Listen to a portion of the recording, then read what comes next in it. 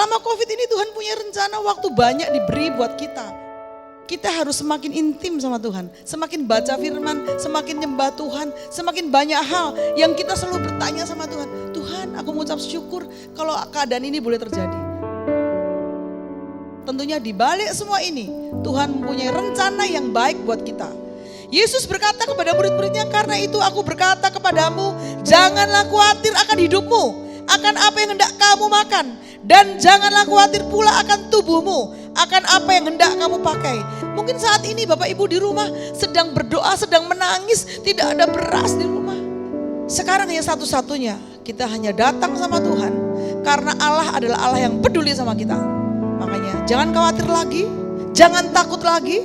Ayo sekarang datang kepada Tuhan, duduk di bawah kakinya Tuhan. Kalau ada salah kita minta ampun. Kalau saat ini kita dalam kekurangan, kita tanya sama Tuhan, kita serahkan sama Tuhan. Apa nanti hikmat Tuhan, itu yang kita lakukan. Kalau kita dalam keadaan yang susah, kita selalu mengucap syukur, kita merasa bahwa Tuhan itu peduli, tidak pernah meninggalkan kita. Tentunya kita akan lewati dengan sukacita.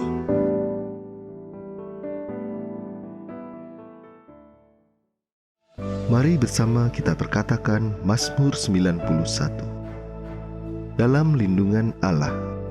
Orang yang duduk dalam lindungan yang maha tinggi dan bermalam dalam naungan yang maha kuasa akan berkata kepada Tuhan, tempat perlindunganku dan kubu pertahananku, Allahku yang kupercayai.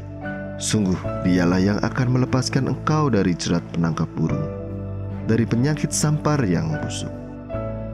Dengan kepaknya ia akan menudungi engkau, di bawah sayapnya engkau akan berlindung. Kesetiaannya ialah perisai dan pagar tembok. Engkau tidak usah takut terhadap kedahsyatan malam, terhadap panah yang terbang di waktu siang, terhadap penyakit sampar yang akan berjalan di dalam gelap, terhadap penyakit menular yang mengamuk di waktu petang. Walau 1000 orang rebah di sisimu dan 10.000 di sebelah kananmu, tapi itu tidak akan menimpamu. Engkau hanya menontonnya dengan matamu sendiri dan melihat pembalasan terhadap orang-orang fasik. Sebab Tuhan ialah tempat perlindunganmu, yang maha tinggi telah kau buat tempat perteduhan. Malapetaka tidak akan menimpa kamu, dan tulah tidak akan mendekat kepada kemahmu. Sebab malaikat-malaikatnya akan diperintahkannya kepadamu untuk menjaga engkau di segala jalanmu. Mereka akan menatang engkau di atas tangannya, supaya kakimu tidak terantuk kepada batu. Singa dan ular tedung akan kau langkahi. Engkau akan menginjak anak singa dan ular naga. Sungguh hatinya melekat kepadaku, maka aku akan meluputkannya. Aku akan membentenginya, sebab ia mengenal namaku. Bila ia berseru kepadaku, aku akan menjawab.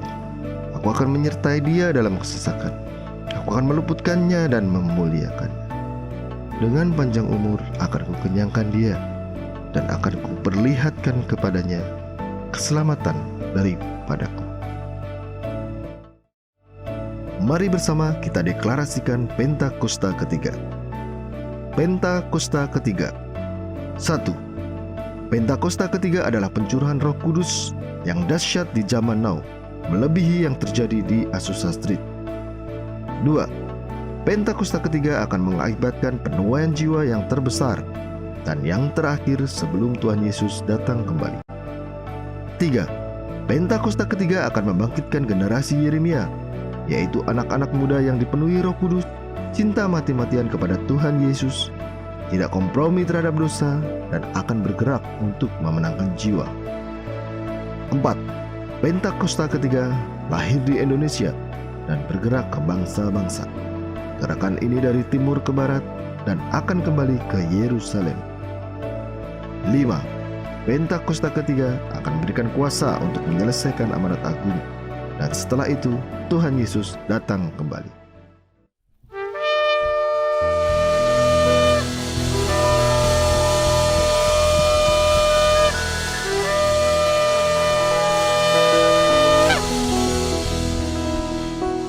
Haleluya, puji nama Tuhan. Shalom Bapak Ibu Saudara yang ada di rumah, dimanapun Anda berada. Saya percaya sampai pagi hari ini kita tetap dalam penyertaan Tuhan. Amin.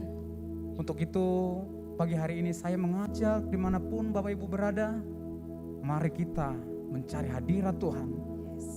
Mari kita menghadirkan hadirat Tuhan di tengah-tengah rumah kita. Dengan kita memuji menyembah Tuhan pagi hari ini. Mari kita angkat tangan kita akan berdoa. Oh rabashikira rabadara.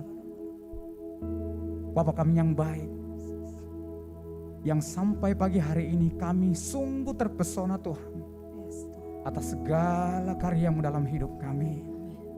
Kami berterima kasih, kami bersyukur punya Allah seperti Engkau. Dan pagi hari ini kami ingin mencari Engkau lewat pujian kami, lewat penyembahan kami di dalam nama Yesus. Yang siap memuji menyembah Tuhan.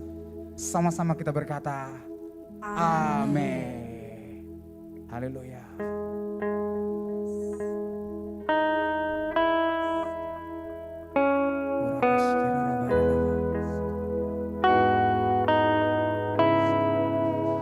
Terima kasih Tuhan.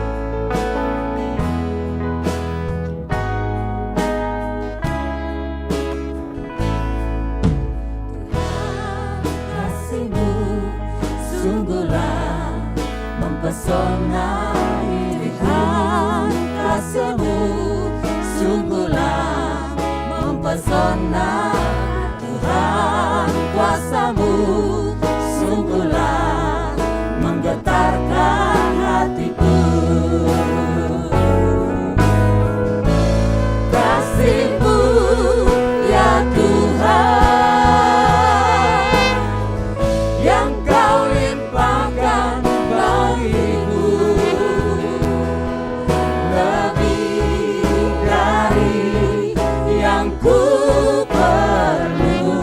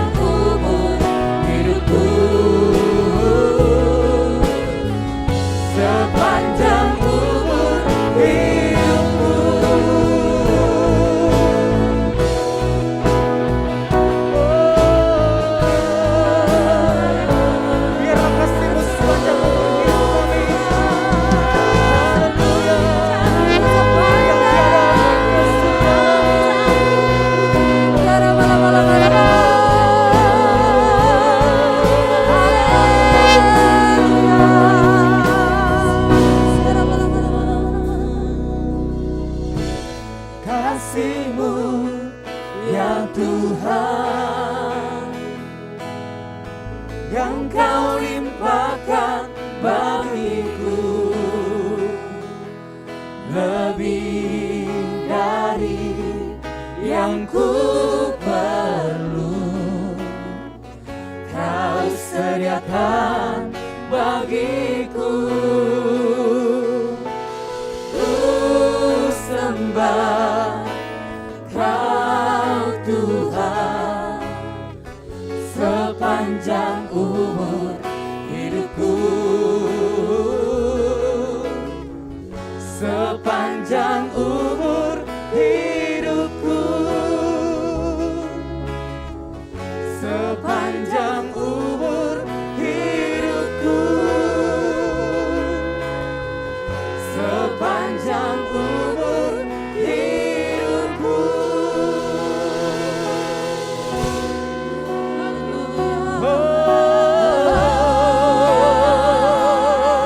Kami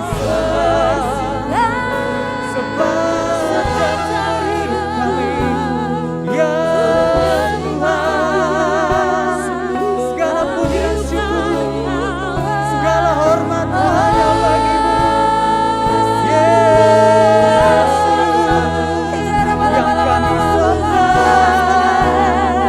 yang kami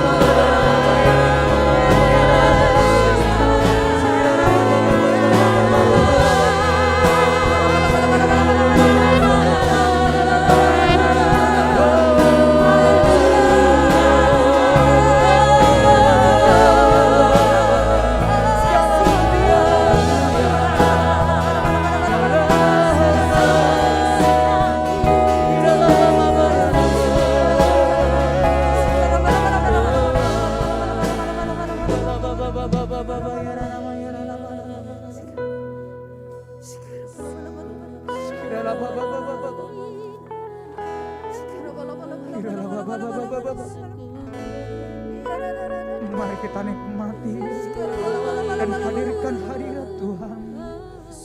Oh, Rabba Shikira, yes, Lord.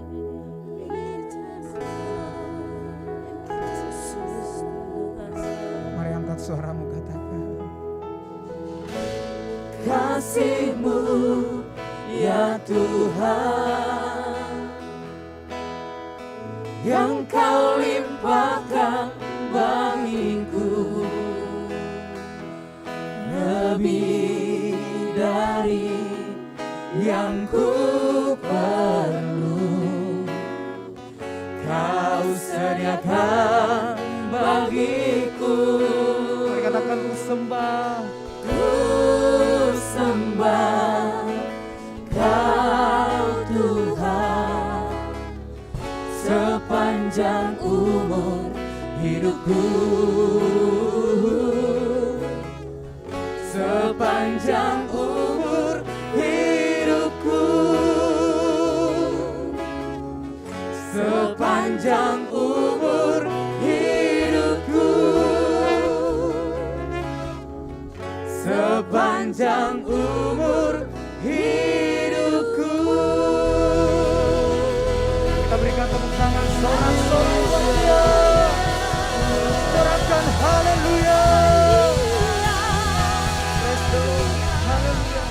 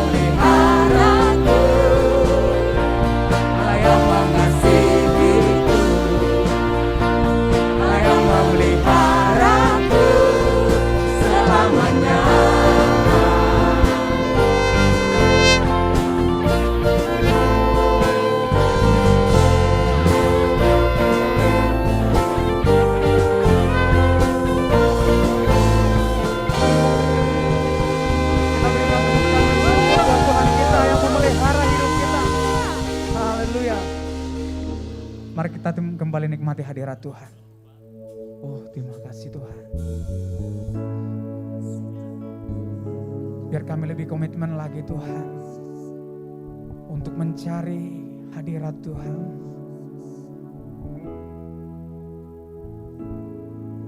Oh, rabasikira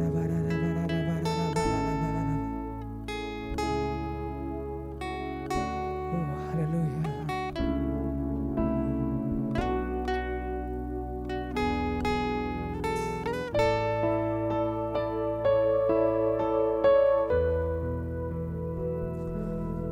Aku mengasihi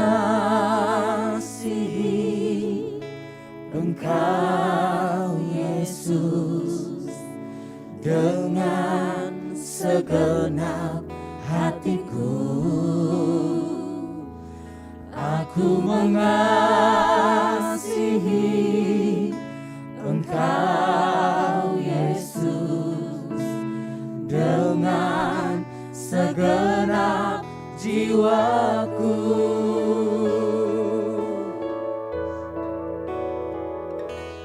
Ku renungkan firman-Mu siang dan malam, ku pegang perintah-Mu dan ku lakukan.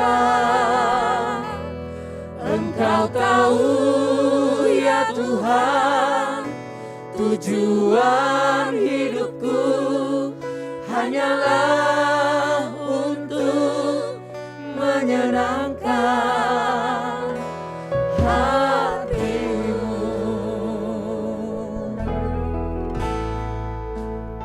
Kami mengasihi Engkau Tuhan, karena Engkau sudah lebih dulu mengasihi kami dengan segenap hati kami Tuhan. Oh, rabasikira haleluya.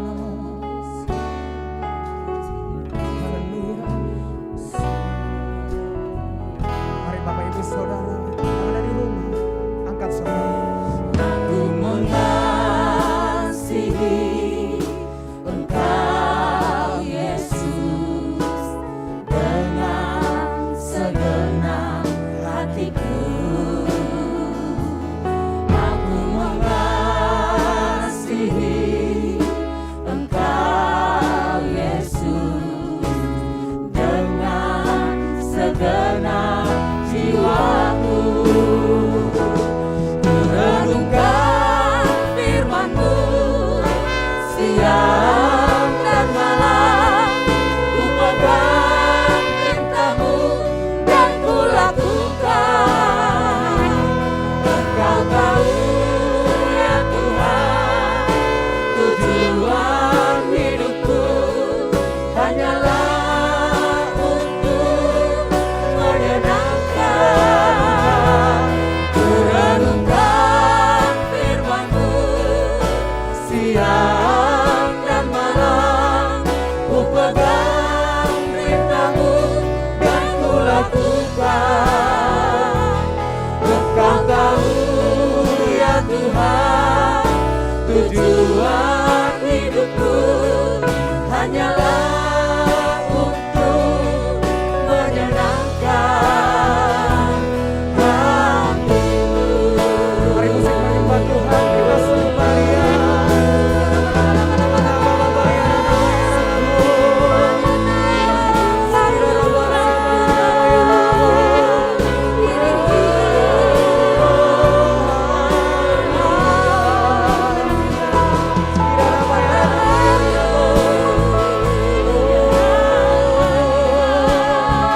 Karena segala puji dan syukur hanya bagi-Mu ya Tuhan.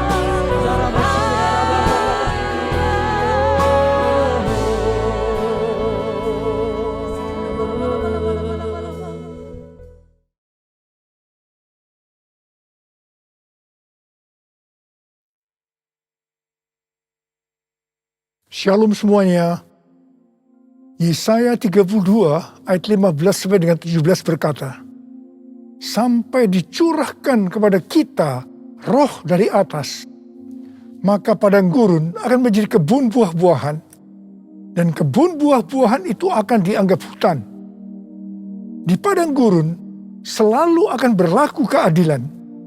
Dan di kebun buah-buahan akan tetap ada kebenaran. Di mana ada kebenaran, di situ akan tumbuh damai sejahtera.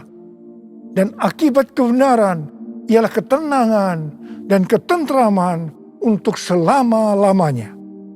Sesuai dengan Yesaya 32 ayat 15 yang berkata, sampai dicurahkan kepada kita roh dari atas, maka padang gurun akan berubah menjadi kebun buah-buahan. Ini bisa diartikan bahwa orang Kristen padang gurun akan menjadi orang Kristen kebun buah-buahan hanya kalau ada pencurahan roh dari atas. Jadi, hanya kalau ada pencurahan roh dari atas, maka orang Kristen padang gurun akan berubah menjadi orang Kristen kebun buah-buahan. Dikatakan bahwa di padang gurun selalu berlaku keadilan, sedangkan di kebun buah-buahan tetap ada kebenaran.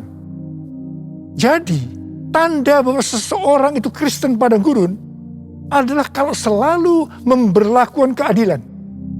Sedangkan kalau orang itu adalah Kristen kebun buah-buahan, selalu melakukan kebenaran. Gigi ganti gigi, mata ganti mata. Ini adalah keadilan.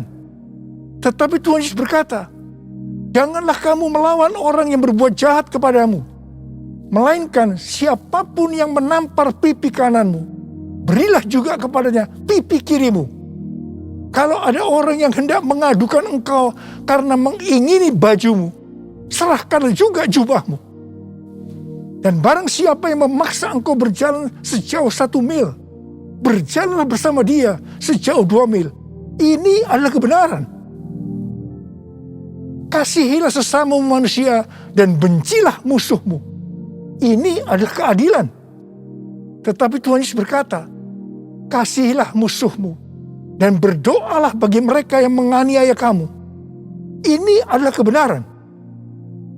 Kalau kita melakukan kebenaran, maka kita akan mengalami damai sejahtera, ketenangan, dan ketentraman untuk selama-lamanya. Bukankah ini yang kita cari selagi masih ada di dalam dunia ini? Karena itu kita harus selalu berdoa. Curahkan Roh Kudus-Mu ya Tuhan. Penuhi aku dengan Roh-Mu, supaya aku selalu melakukan kebenaran.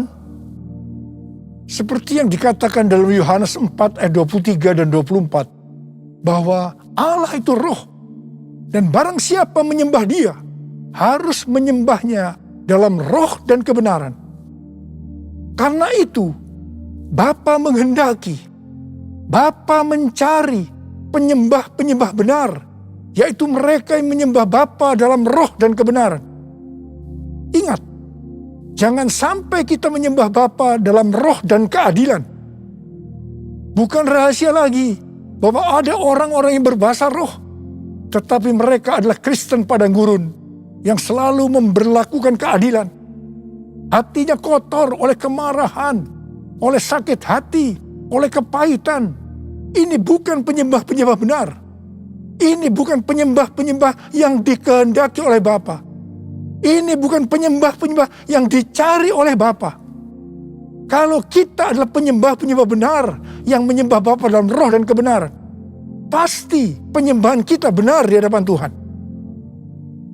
Sesuai dengan 2 Timotius 2 ayat 3 sampai dengan 7. Maka kita sebagai orang percaya, yaitu penyembah-penyembah benar, juga diajak ikut menderita bersama Kristus.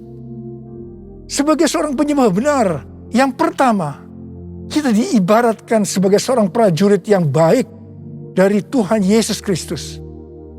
Seorang prajurit yang sedang berjuang tidak memusingkan dirinya dengan soal-soal penghidupannya. Supaya dengan demikian, ia berkenan kepada komandannya. Di sini, sebagai penyembah benar, kita diajarkan bahwa prioritas utama kita adalah hidup berkenan di hadapan Tuhan. Hidup untuk menyenangkan hatinya Tuhan. Memikirkan soal-soal penghidupan adalah nomor berikutnya. Hal yang kedua, kita sebagai penyembah benar diibaratkan sebagai seorang olahragawan. Seorang olahragawan hanya dapat memperoleh mahkota sebagai juara apabila bertanding menurut peraturan-peraturan olahraga. Sebagai penyembah benar, kita tidak sekedar hanya masuk surga, tetapi masuk surga dengan mendapatkan mahkota. Katakan amin.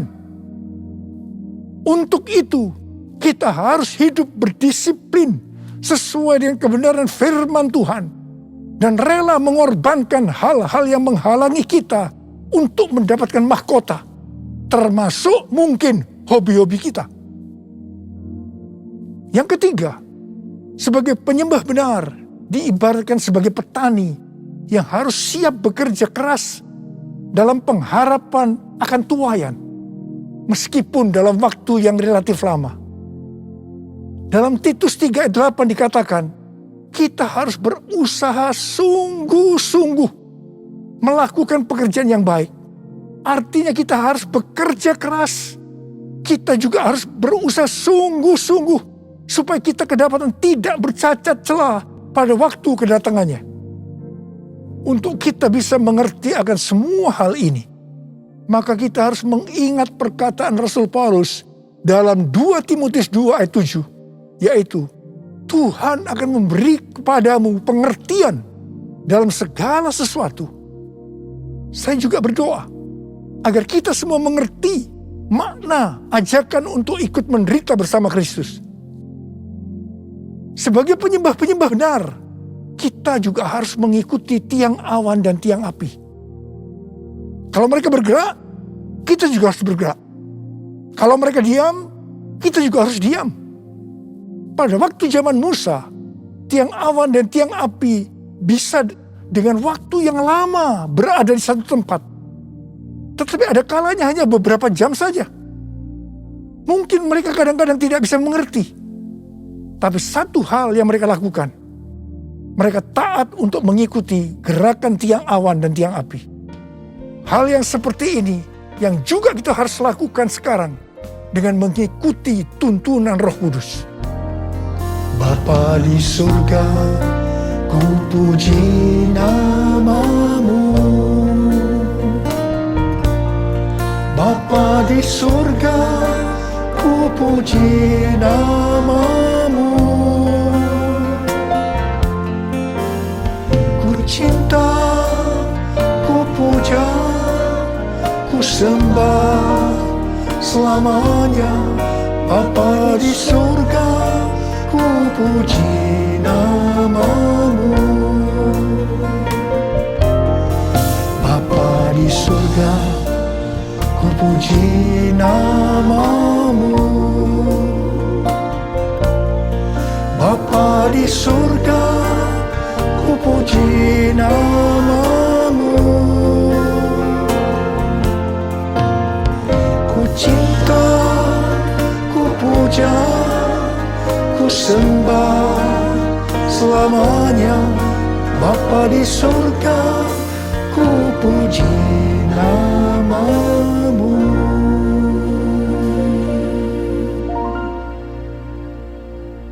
Kalau kita melihat keadaan manusia di akhir zaman, seperti yang dituliskan dalam 2 Timotius 3 ayat 1-5, ternyata hal itu sekarang sedang digenapi. Dikatakan, ketahuilah bahwa pada hari-hari terakhir akan datang masa yang sukar. Manusia akan mencintai dirinya sendiri dan menjadi hamba uang. Mereka akan membual dan menyombongkan diri. Mereka akan menjadi pemfitnah. Mereka akan berontak terhadap orang tua dan tidak tahu berterima kasih. Tidak memperdulikan agama. Tidak tahu mengasihi. Tidak mau berdamai. Suka menjelekkan orang. Tidak dapat mengekang diri. Garang. Tidak suka yang baik. Suka mengkhianat. Tidak berpikir panjang. Berlagak tahu. Lebih menuruti hawa nafsu daripada menuruti Allah. Secara lahiriah, mereka menjalankan ibadah mereka. Tetapi pada hakikatnya, mereka memungkiri kekuatannya. Jauhilah mereka itu. Mereka ini adalah orang-orang Kristen padang gurun. Karena itu sekali lagi, hanya pencurahan roh yang dari atas, yang artinya pencurahan Roh Kudus yang dahsyat dari Pentakosta ketiga, sangat diperlukan hari-hari ini untuk menjadikan orang Kristen padang gurun menjadi orang Kristen kebun buah-buahan. Buku yang ditulis oleh Michael L. Brown yang diterbitkan pada tanggal 19 Oktober 2021 yang lalu dengan judul Revival or We Die, A Great Awakening is Our Only Hope. Kebangkitan atau kita mati. Kebangunan besar adalah harapan kita satu-satunya. Buku ini berbicara tentang keadaan kekristenan di Amerika. Kesimpulan dari buku ini adalah sebagai berikut. Amerika diambang kehancuran. Harapan satu-satunya adalah lawatan kuasa dan hadirat Allah. Dr. George Barna merilis hasil survei tentang anak muda di Amerika pada tanggal 6 Juni 2021. Dikatakan bahwa pelayanan Kristen yang dipraktikkan oleh gereja dalam 5 dekade terakhir tidak akan efektif untuk generasi anak-anak muda yang disebutkan sebagai generasi yang berbeda. Mereka ini tidak peduli terhadap bangsa Amerika, meragukan sejarah dan fondasi bangsa. Mereka mahir dalam teknologi, bebas secara seksual, labil emosinya, dan campur aduk kerohaniannya. Melihat semua ini, sekali lagi saya katakan, perlu adanya pencurahan roh dari atas, yaitu pencurahan yang dahsyat dari Roh Kudus di era Pentakosta ketiga ini. Kita patut bersyukur bahwa Tuhan membuat APT, yaitu Azusa Street Prayer Tower di Los Angeles, Amerika Serikat, yang akan terus berdoa supaya pencurahan Roh Kudus yang dahsyat dari Pentakosta ketiga terjadi. Izin penggunaan tempat untuk APT sudah keluar. Haleluya. Sekarang kita sedang mengajukan izin renovasi gedung.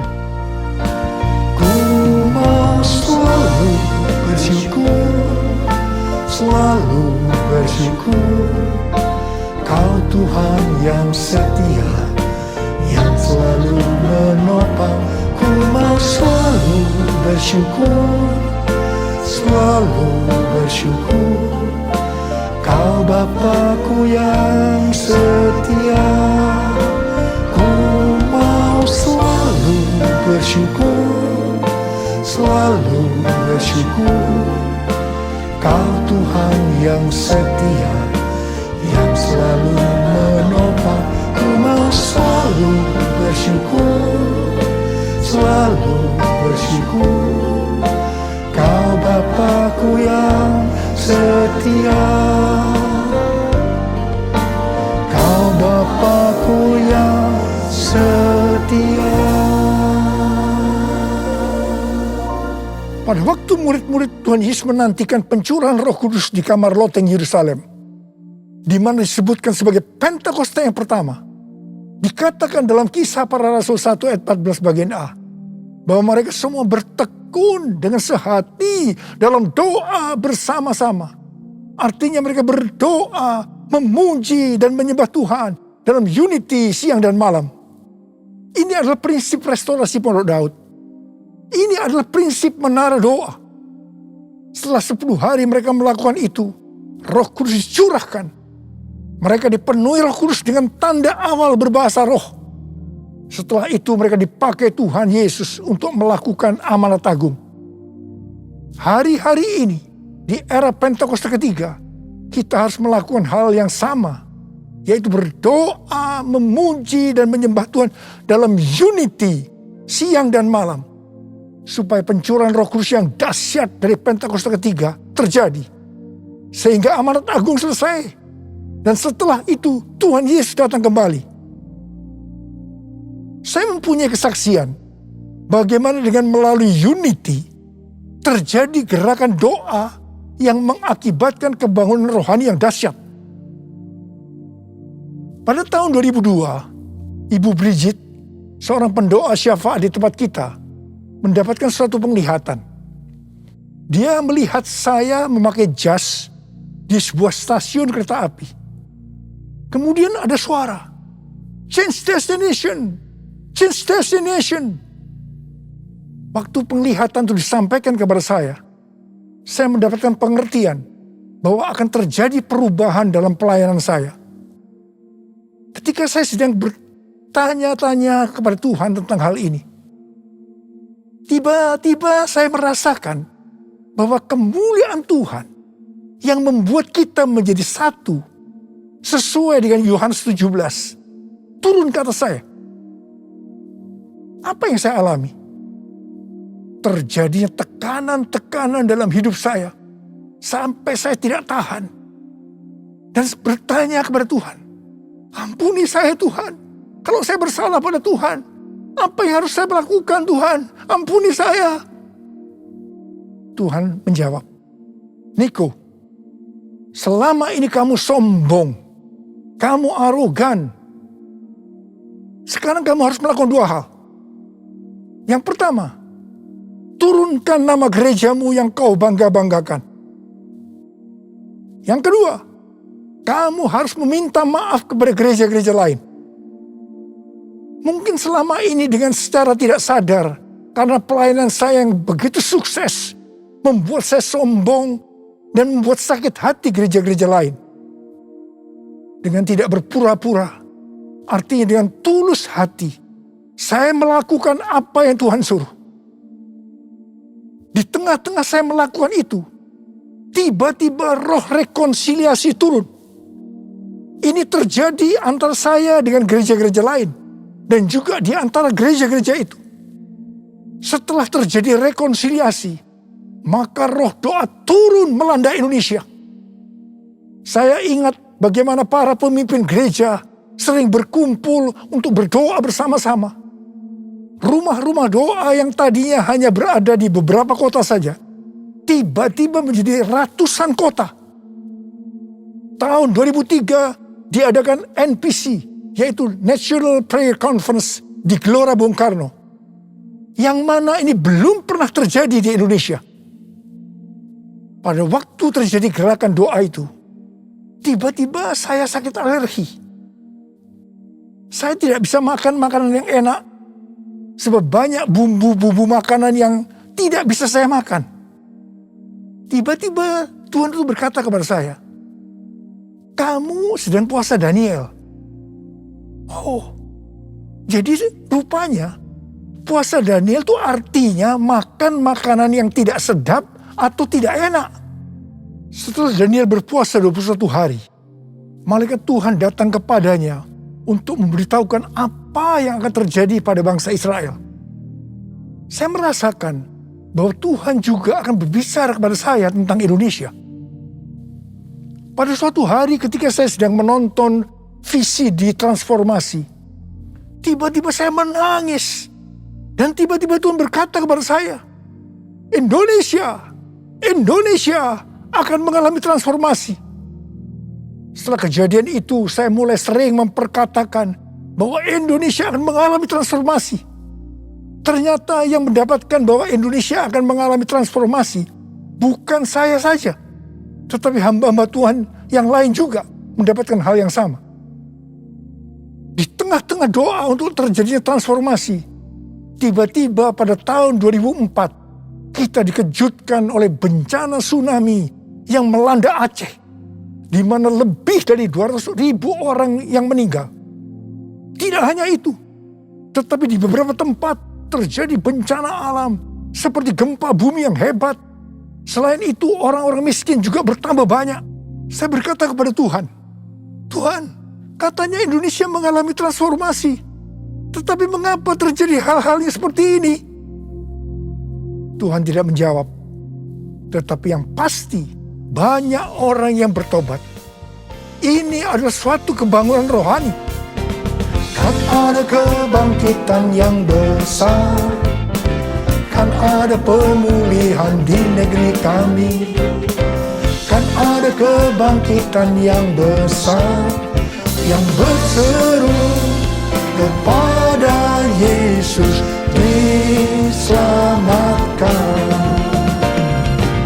Kan ada kebangkitan yang besar, kan ada pemulihan di negeri kami, kan ada kebangkitan yang besar yang berseru kepada Yesus diselamatkan, yang berseru kepada Yesus diselamatkan, yang berseru kepada Yesus diselamatkan. Haleluya. Hari-hari ini kita sedang memasuki era Pentakosta ketiga, di mana kita sedang menunggu pencurahan Roh Kudus yang dahsyat dari Pentakosta ketiga, yang akan mengakibatkan penuaian jiwa yang terbesar dan yang terakhir sebelum Tuhan Yesus datang kembali. Pentakosta ketiga akan membangkitkan generasi Yeremia, yaitu anak-anak muda yang dipenuhi Roh Kudus, cinta mati-matian kepada Tuhan Yesus, tidak kompromi terhadap dosa, dan akan bergerak untuk menangkan jiwa. Pentakosta ketiga akan memberikan kuasa untuk menyelesaikan amanat agung. Kita yang merindukan hal ini terjadi, maka kita harus melakukan seperti yang terdapat dalam Kisah Para Rasul 1 ayat 14a tadi, yaitu berdoa, memuji, dan menyembah Tuhan dalam unity siang dan malam. Ini adalah prinsip restorasi Pondok Daud. Ini adalah prinsip menara doa. Seperti yang kita alami pada zaman transformasi Indonesia, maka pada zaman ini Tuhan meminta agar gerejanya menjadi satu. Gerejanya unity. Kalau pada saat itu gereja GBI Gatot Subroto yang dipakai untuk rekonsiliasi di antara gereja-gereja sehingga terjadi unity, maka hari-hari ini hal yang serupa Tuhan meminta agar gereja-gereja tidak hanya memikirkan dirinya sendiri. Seperti yang saya lakukan pada waktu itu, di mana saya diminta untuk meminta maaf sehingga terjadi rekonsiliasi. Seperti yang terdapat dalam 1 Korintus 10 ayat 23 dan 24 yang berkata, segala sesuatu diperbolehkan, benar, tapi bukan segala sesuatu berguna. Segala sesuatu diperbolehkan, benar, tapi bukan segala sesuatu membangun. Jangan seorang pun yang mencari keuntungannya sendiri, tetapi hendaklah tiap-tiap orang mencari keuntungan orang lain. Biarlah kita sebagai gereja Tuhan melakukan ini. Jadi, kita sebagai gereja Tuhan harus sering mengoreksi diri. Apakah yang kita lakukan sesuai dengan kehendak Bapa yang di sorga, yang menghendaki agar kita menyelesaikan amanat agung? Penuaian jiwa yang terbesar dan yang terakhir ini akan terjadi kalau gereja-gereja Tuhan unity. Gereja-gereja Tuhan menjadi satu sehingga roh doa turun. Semua ini akan mengakibatkan pencurahan Roh Kudus yang dahsyat dari Pentakosta ketiga terjadi. Mari, saya ajak saudara untuk mengangkat tangan. Kita nyanyikan sama-sama. Satukan kami ya Tuhan bersama dengan tali yang tak putus. Satukan kami ya Tuhan bersama dengan kasih sempurna. Allah kami satu, Raja pun satulah. Tubuh Kristus satu, sebab itu ku nyanyi. Oh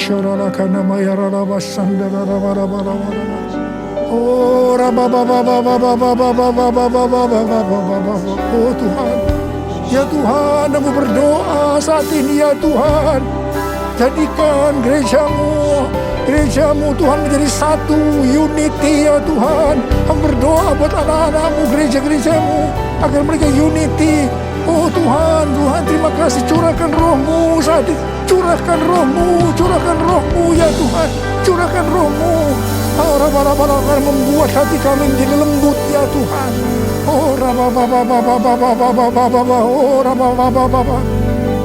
Rabba-rabba. Mari kita nyanyikan sekali lagi.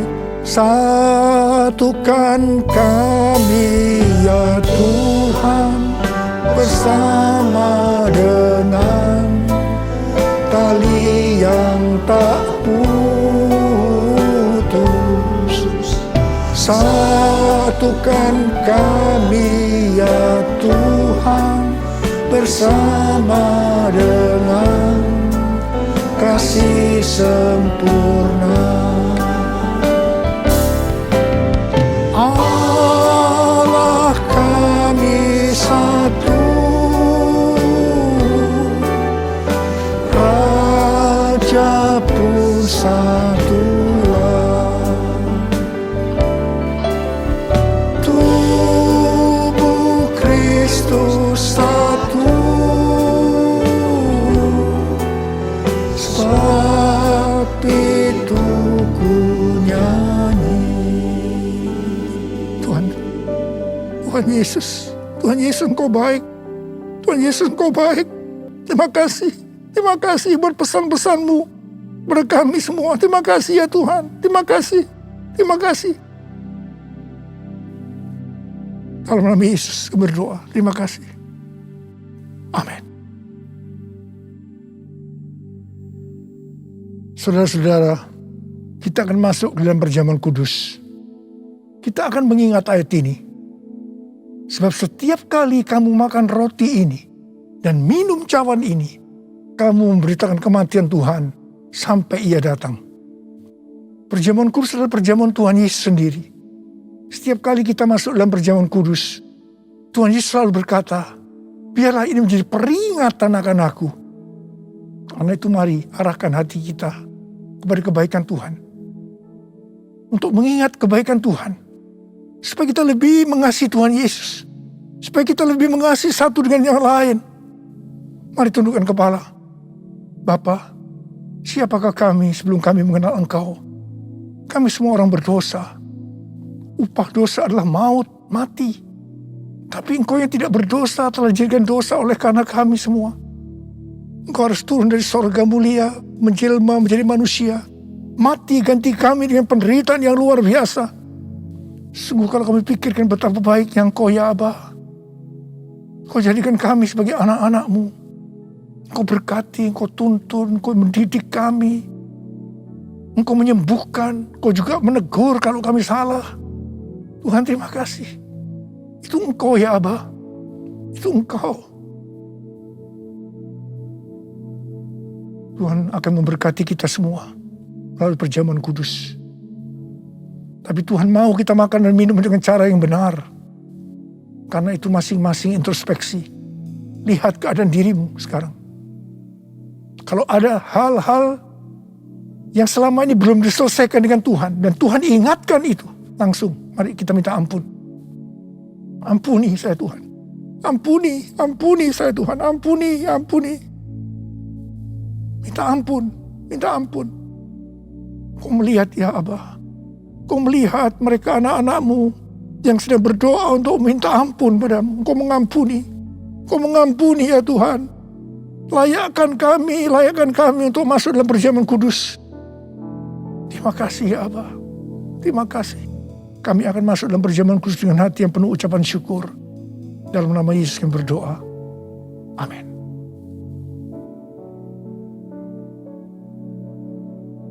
Mari. Angkat roti di tangan kanan saudara tinggi-tinggi. Sebab apa yang telah kuteruskan kepadamu telah aku terima dari Tuhan. Yaitu bahwa Tuhan Yesus pada malam waktu Ia diserahkan mengambil roti. Dan sesudah itu ia mengucap syukur atasnya. Dia memecah-mecahkannya dan berkata, inilah tubuhku yang diserahkan bagi kamu. Perbuatlah ini menjadi peringatan akan aku. Saudara dikasih Tuhan, bukankah roti yang kita pecah-pecahkan ini adalah persekutuan kita dengan tubuh Kristus? Mari kita makan dalam nama Yesus.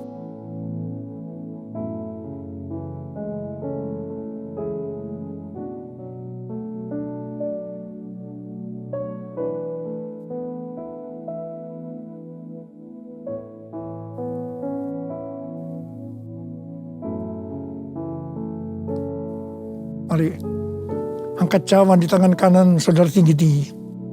Demikian juga ia mengambil cawan sesudah makan lalu berkata, cawan ini adalah perjanjian baru yang dimeteraikan oleh darahku. Perbuatlah ini setiap kali kamu meminumnya menjadi peringatan akan aku. Dan yang dikasih Tuhan, bukan cawan pengucapan syukur. Yang atasnya kita ucapkan syukur adalah persekutuan kita dengan darah Yesus. Mari kita minum dalam nama Yesus.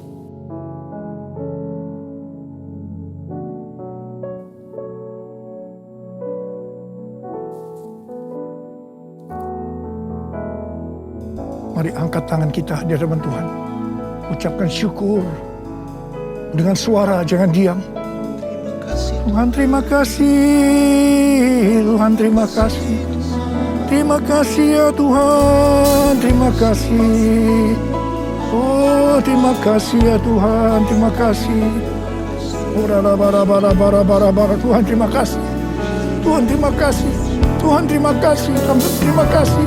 Kami berdoa buat anak-anak-Mu. Ya Tuhan, kalau ada yang sakit, Engkau yang menyembuhkan mereka. Tuhan, mereka mempunyai bermacam-macam masalah. Engkau yang tolong mereka. Sembuh dalam nama Yesus. Terima mujizat Tuhan dalam nama Yesus. Dalam nama Yesus. Dalam nama Yesus. Sembuh dalam nama Yesus.